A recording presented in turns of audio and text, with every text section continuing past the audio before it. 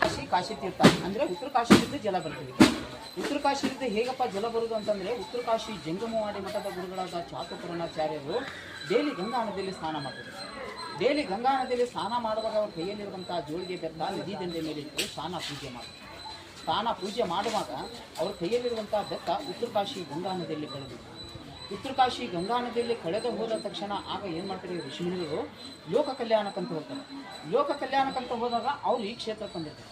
ಈ ಕ್ಷೇತ್ರಕ್ಕೆ ಬಂದಾಗ ಆ ಬೆತ್ತ ಉತ್ತರ ಕಾಶಿಯಲ್ಲಿ ಕಳೆದ ಬೆತ್ತ ಈ ಕಲ್ಯಾಣಿಯಲ್ಲಿ ತೇಲಾಡ್ತು. ಈ ಕಲ್ಯಾಣಿಯಲ್ಲಿ ತೇಲಾಡ್ದ ನೋಡಿ ನಾನು ಉತ್ತರ ಕಾಶಿಯಲ್ಲಿ ಬೆತ್ತ ಕಳ್ಕೊಂಡಿದ್ದೆ, ನನ್ನ ಬೆತ್ತ ಎಲ್ಲಿದೆ ಅಂತಂದು ಆಗ ಋಷಿಮುನಿಗಳು ನಾಮಕರಣ ಮಾಡ್ತಾರೆ. ಆಗ ಉತ್ತರ ಕಾಶಿ ಜಲಮಾರ್ಗದಿಂದ ಇಲ್ಲಿ ಬಂದ ಗಂಗಾ ಇದು ದಕ್ಷಿಣದ ಕಾಶಿ ಕಾಶಿ ತೀರ್ಥ, ದಕ್ಷಿಣದ ಕಾಶಿ ಮಹಾಕೋಟೇಶ್ವರ ಅಂತಂದು ಅಲ್ಲಿಂದ ಈ ಕ್ಷೇತ್ರಕ್ಕೆ ನಾಮಕರಣ ಮಾಡ್ತಾರೆ. ಔದಂಬರ ವೃಕ್ಷದ ಕೆಳಗೆ ವಿಘ್ನೇಶ್ವರ ತಪ್ಪಲ. ವಿಘ್ನೇಶ್ವರ ಅಂದರೆ ಬ್ರಹ್ಮ ವಿಷ್ಣು ಮಹೇಶ್ವರ ಇವರು ತಪಸ್ಸು ಕುಂತ ಸ್ಥಳ. ದತ್ತಾತ್ರೇಯನ ವಾಸಸ್ಥಳ ಇದು. 108 ಇಷ್ಟ ಸಿದ್ಧಾರ್ಥಿ ಸಿದ್ಧಿ ಗಣೇಶ.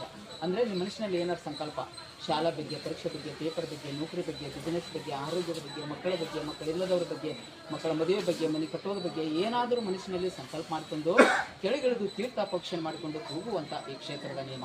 ಆ ತಪ್ಪಲ ಮುಟ್ಟುವುದರಿಂದ 108 ದೋಷಗಳ ಪರಿಹಾರ. ನಿಮಗೆ ನಿಮ್ಮ ಕುಟುಂಬಕ್ಕೆ ದೋಷಗಳಿದ್ದರೆ ದೋಷಗಳ ಪರಿಹಾರ. ಕೆಳಗಿಳಿದು ಕೈಕಾಲು ಮಾಡ್ಕೊಂಡು ಸಂಕಲ್ಪ ಮಾಡ್ಕೊಂಡು ನಿಮ್ಗೆ ಎಷ್ಟಾಗುತ್ತೆ ಕಾಣಿಕೆ ಹಾಕಿ ಸಂಕಲ್ಪ ಮಾಡ್ಕೊಂಡು ಹೋಗಿ.